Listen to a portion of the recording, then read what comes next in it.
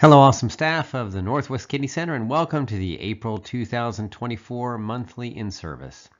Today we're going to talk about pregnancy in dialysis patients.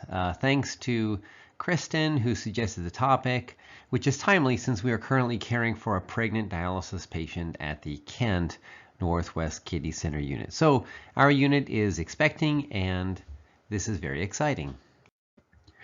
It is important to develop a rational approach of caring for a pregnant dialysis patient because the health of the mother and baby depend on it.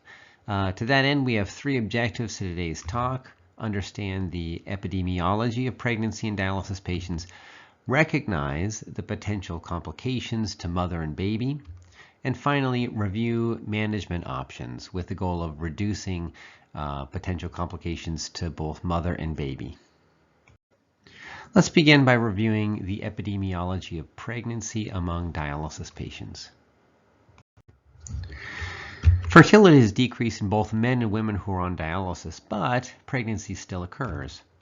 The reported frequency of conception among men and women of childbearing eggs on dialysis appears to be increasing. The Australia and New Zealand Dialysis and Transplant Registry reported increasing pregnant rates of up to 3.3% from 1996 to 2008 compared to only 0.6% from 1976 to 1985. And Shaw published in 2019 in the American Journal of the American Society of Nephrology a retrospective cohort study of over 47,000 women on dialysis between 2005 and 2013 and reported an overall pregnancy rate of 1.8%, with the highest rate in women between the age of 20 and 24 years when it was 4.1%. Racial differences were noted. Rates were highest among Native American patients, followed by Hispanic American patients, and then Black, compared to whites, who had the lowest rates of pregnancy. Furthermore, patients with diabetes had the lowest pregnancy rates. The reasons underlying the observed increased fertility rate are not known. Potential factors may reflect improved dialysis-related care, including achievement of higher dialysis dose, improvement in anemia because of the use of erythropoiesis-stimulating agents, which may favorably impact libido. Interestingly, the type and timing of dialysis also appear to impact pregnancy rates. The reasons for the difference in outcomes between modalities is not known, but it's highest among those who pursue nocturnal dialysis, certainly compared to conventional dialysis. In a small cohort study, including 45 women of childbearing age, 5 women undergoing nocturnal dialysis had 7 pregnancies, resulting in 6 live infants. Peritoneal dialysis, on the other hand, is associated with a lower rate of conception than among hemodialysis. In an analysis of registry data from ANZ data, basically Australia and New Zealand data, pregnancy occurred among 0.13% of hemodialysis patients compared to only 0.05% of peritoneal dialysis patients. Pregnancy-related complications are higher in women who are on dialysis compared to those who are not. There are several potential complications that a dialysis patient may develop during pregnancy. These include hypertension, preeclampsia, which we'll talk about, HELP syndrome, infection, and anemia. There are several hypertension-related disorders that may occur during pregnancy in dialysis patients. Hypertension, of course, is common among all dialysis patients, regardless of whether they're pregnant, and is most often due to fluid retention, which can certainly occur in a pregnant dialysis patient. There's something called preeclampsia. This is a hypertension-related disorder that is common among pregnant dialysis patients. It usually begins after 20 weeks of pregnancy in women whose blood pressure was previously within the target range. And if it's not treated, it can be potentially fatal for both mother and baby. There's also something called the HELP syndrome. This is a type of preeclampsia and usually occurs during the 3rd trimester of pregnancy. The name stands for H is for hemolysis, the breaking down of red blood cells. EL stands for elevated liver enzymes, and LP stands for low platelet count. So this is a syndrome of different findings which can occur during any pregnancy, but occurs at a higher incidence among pregnant dialysis patients. Pregnant dialysis patients are also at increased risk for infection, particularly access-related infections such as tunnel dialysis catheters. So it's very important that we take meticulous care of their catheter if they have one, and also to minimize the use of catheters if possible. If a dialysis patient still makes urine, then the dialysis patient should be occasionally screened for the presence of bacteria, even if she doesn't have symptoms, because the presence of asymptomatic bacteriuria can lead to early delivery or preterm labor. Anemia, particularly severe anemia, is another common complication that can occur among pregnant patients on dialysis. Several factors can contribute to this, including the high demand for red blood cells to support placental and fetal growth. In up to 25% of cases, pregnancy cases, anemia may be severe enough to require blood transfusion. Of course, we want to avoid blood transfusions in dialysis patients because it can expose them to foreign proteins, leading to the development of antibodies and make it harder to find them a transplant in the future. There are several potential complications that a baby can experience when developing inside the womb of a dialysis patient. These include being born stillborn. So the live birth rate since approximately 1990 has ranged typically from 40 to 86%. There's a wide range of outcomes and lots of variation that may reflect different patterns of dialysis intensity, as well as improvement over the years in neonatal care. There was a study of 77 pregnancies in the Austrian New Zealand Dialysis and Transplantation Registry from 2001 to 2011 that reported a live birth rate of 73%, while a Canadian cohort of 22 pregnancies between 2000 and 2013 reported a live birth rate of 86%. In Canada, they dialyze people a lot longer, up to more than 36 hours per week, and in those studies, it's associated with an increased live birth rate. Being born early, so in other words, before 37 weeks, is also a common complication that occurs in dialysis patients. In various studies, it's been reported anywhere from 50 to 100% of dialysis patients deliver early, so before 37 weeks. There was a systematic review published in 2018 that reported a mean gestational age of 34 to 36 weeks at delivery. Studies have not typically differentiated spontaneous from, say, induced babies, and induction rates tend to be high because of the high prevalence of hypertension and preeclampsia among dialysis patients. And finally, developing babies are at risk for a low birth weight. Historically, up to 45% of infants born to pregnant dialysis women were of low birth weight. But more recent studies published in the last decade have shown significant improvement in the size of babies as they develop. So they call it intrauterine growth restriction is as low as 5.9%, and small for gestational age is about 19%. Let's now turn our attention to the management of a pregnant dialysis patient.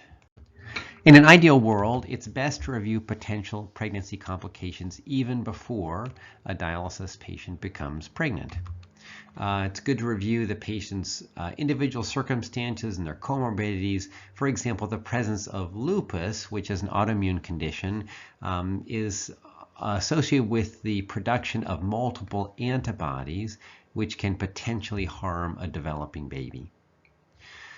It's good to review the option of waiting to conceive until a patient receives a kidney transplant before becoming pregnant, but in the absence of a living donor, this may not be possible.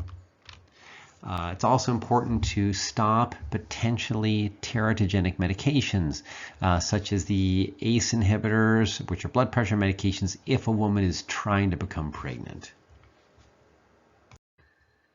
It's also important to consider dialysis modality. In general, hemodialysis is preferred over peritoneal dialysis in pregnant women, and there are different reasons for this.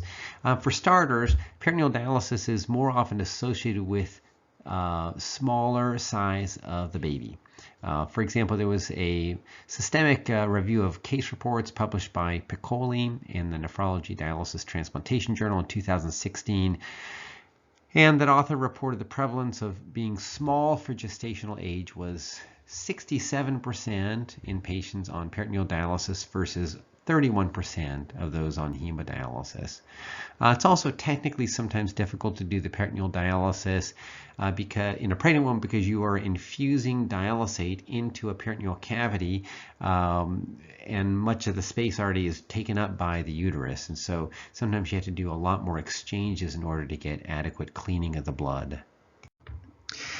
If you discover that your dialysis patient is pregnant, it is very important to intensify dialysis treatment. There are several advantages. First, more frequent and longer dialysis sessions decrease the risk of polyhydramnios, or too much amniotic fluid in the uterus. More dialysis helps control blood pressure and is associated with increased birth weight and gestational age, may improve maternal nutrition, and increases the chance of a live birth. And this was demonstrated in a study published by Hladnowich in the Journal of American Society of Nephrology in 2014. This was a study which compared an intensely dialyzed cohort of 22 dialysis patients in Canada who dialyzed an amazing mean of 43 hours per week, versus a retrospective cohort of patients in the United States who were dialyzed a mean of 17 hours per week. And the upshot is that the longer you dialyze, the more likely you were to have a live birth. Specifically, the mothers who dialyzed 43 hours per week had an 85% chance of having a live birth, and those who dialyzed only 17 hours per week had a 48% chance of having a live birth. Gestational age at delivery was greater in the Canadian cohort, 36 versus 27 weeks, so the pregnancy progressed a lot longer in the Canadian cohort, and the mean birth weight tended to be higher in the Canadian cohort as well. There are a paucity of data to give us specific targets regarding blood pressure management in pregnant patients, but expert opinion suggests that pregnant patients on dialysis should have a post-dialysis blood pressure of less than 140/90. As I mentioned earlier, it's important to discontinue ACE inhibitors and angiotensin receptor blockers. These are blood pressure medications because they are potentially teratogenic and associated with the development of fetal abnormalities. In general, we avoid the use of diuretics in our patients who have residual renal function because there is a risk of volume depletion. If you make a pregnant woman volume depleted, that compromises blood supply to the developing baby through the placenta. That said, it's of critical importance in dialyzing a pregnant woman to avoid intradialytic hypertension. So we have to do everything possible to avoid low blood pressure in a dialysis patient. So we need to monitor their blood pressure more closely. So rather than every 30 minutes on dialysis, I think a minimum of every 15 minutes, check their blood pressure during the dialysis treatment. This is particularly important during the last portion of the session when the blood pressure tends to fall as ultrafiltration progresses. Maternal hemodynamic instability, i.e. hypotension, can compromise blood circulation to the uterus and placenta. That can precipitate uterine contractions as well as decrease blood supply to the developing baby. Dry weight assessment is very important in pregnant dialysis patients and should be done frequently for the obvious reason that these women are gaining weight. So in general, women who are pregnant gain about 2 to 4 pounds during the first 3 months of pregnancy and then a pound per week thereafter. And so you have to frequently adjust to dry weight several times per week if needed. And that requires frequent nephrology visits, frequent assessments on the part of the nurses and the techs as well. Vascular access is obviously important in a dialysis patient. Ideally, the fistula is preferred because there's a lower risk of infection. But that said, if a woman, develops end-stage renal disease during pregnancy, it might not be an optimal time to take her to the operating room to put a fistula in. And sometimes under those situations, we do use a catheter. There was an international observational study that found that the use of a tunnel dialysis catheter during pregnancy in general was associated with minimal complications, had no impact on maternal or fetal outcomes. But as you imagine, if someone were to develop a catheter infection complicated by sepsis and bacteremia, that would be life-threatening to both mother and baby. While hemodialysis is preferred for a pregnant dialysis patient, it is possible and reasonable to pursue peritoneal dialysis if that's the preference of the nephrologist and patient. And you can intensify the dialysis prescription by increasing the fill volume and the number of exchanges performed. Now, that said, as the uterus expands and takes up more space inside of the abdominal cavity, usually patients tolerate the infusion of dialysate less well, and so sometimes you have to use lower volumes but perform more frequent exchanges. And just as an example of that, there was one study in which dialysis was provided using an overnight cycler with 8 to 12 1-liter exchanges over 12 to 16 hours, plus the patients did 4 manual exchanges during the day, and by 30 weeks the overnight cycler provided up to 20 exchanges of 750 milliliters over 18 hours. I mean, that is a long time to be hooked up to the peritoneal dialysis machine. Attention to calcium and phosphorus metabolism in a dialysis patient is always important, but with the intensification of dialysis, sometimes it removes enough phosphorus that it becomes normal and we don't even need dietary phosphorus binders. So if the patient does require binders, in general we use TUMS rather than the other agents such as sevelamer, lanthanum, etc., because there are limited data, pregnancy data with respect to the use of those other phosphorus binders. As I mentioned earlier, anemia is a common complication among pregnant dialysis patients, of whom a quarter may ultimately require a transfusion during their pregnancy. Treatment is basically the same. We give intravenous iron as well as an erythropoiesis-stimulating agents such as Epogen or Mircera. These are large molecules that do not cross the placenta because of their size. Pregnant women often require more iron and larger doses of erythropoiesis-stimulating agents because they need a lot of red blood cells to support a developing baby. For a pregnant dialysis patient, it's important to liberalize the diet because, of course, they're eating for 2. The daily protein intake that's recommended is even greater than for a standard dialysis patient, up to 1.5 to 1.8 grams per kilogram per day. Both the mom and the baby need that extra protein. We generally double the dose of their water-soluble vitamins, such as the Nephrovite, and we supplement their folic acid, typically at a dose of 5 milligrams per day. They need more folic acid than a non-pregnant dialysis patient because folic acid is a water-soluble vitamin and is cleared by the dialysis procedure. As I mentioned earlier, because of the intensity with which dialysis is performed, they need less phosphorus restriction and oftentimes no binders at all.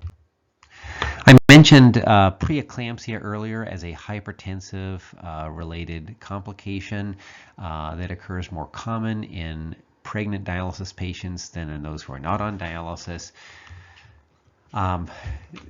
Prevention may include the use of low-dose aspirin. There's no study that suggests that this is beneficial for dialysis patients, although it has been used in the general population, and aspirin is at least safe to use in the dialysis population.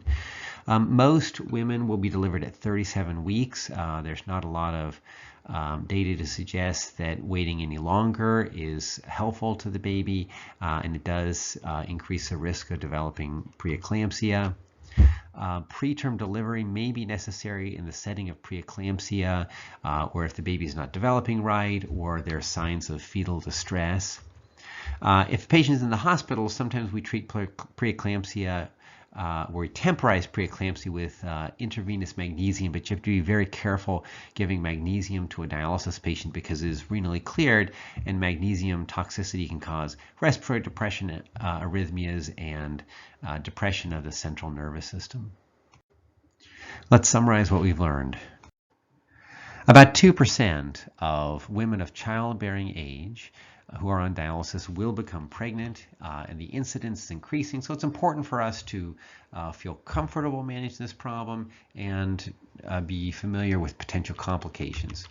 Obstetrical outcomes fortunately have improved over the last few decades because of the better delivery of dialysis and neonatal care. Potential adverse outcomes to the mother include higher rates of hypertension, preeclampsia, infection, and anemia. Potential adverse outcomes to the baby include stillbirth, preterm birth, and low birth weight. Pregnant women on dialysis need very frequent monitoring on dialysis, particularly with respect to blood pressure control. Hemodialysis is the preferred dialysis modality for pregnant women because there's a greater risk of small baby size when peritoneal dialysis is used. It's important to frequently adjust the dialysis prescription. Intensify the treatment 5 to 6 days per week. Increase the dry weight appropriately as a woman gains weight. Avoid intradialytic hypotension. That is so important. There is less need for dietary phosphorus binders because of dialysis intensification, and it's good to liberalize dietary restrictions, have them eat more protein, take more vitamins, particularly folic acid. All right, it's quiz time. Let's see what you've learned. Question number 1, name 3 potential maternal complications among pregnant women on dialysis.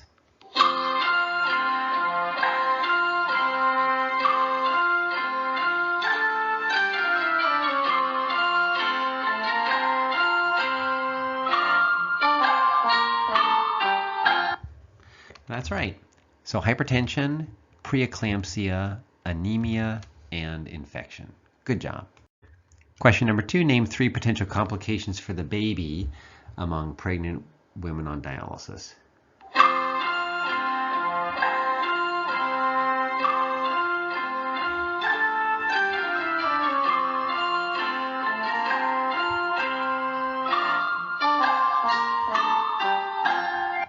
That's correct. Stillbirth, preterm birth, and small size. Question number 3, what is the preferred dialysis modality for a pregnant dialysis patient?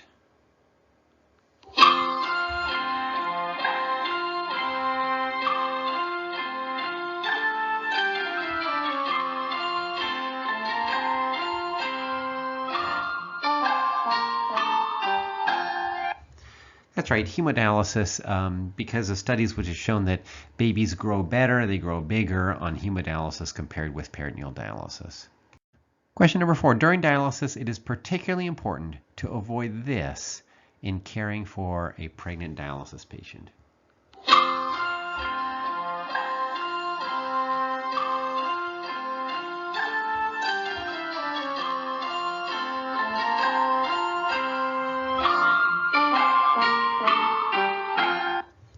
That's right, hypotension. Very important to avoid hypotension in a pregnant woman. It compromises blood supply to the placenta and to the uterus. It can stimulate contractions and make less blood available for the developing baby. Final question, name 3 dietary recommendations for a pregnant dialysis patient.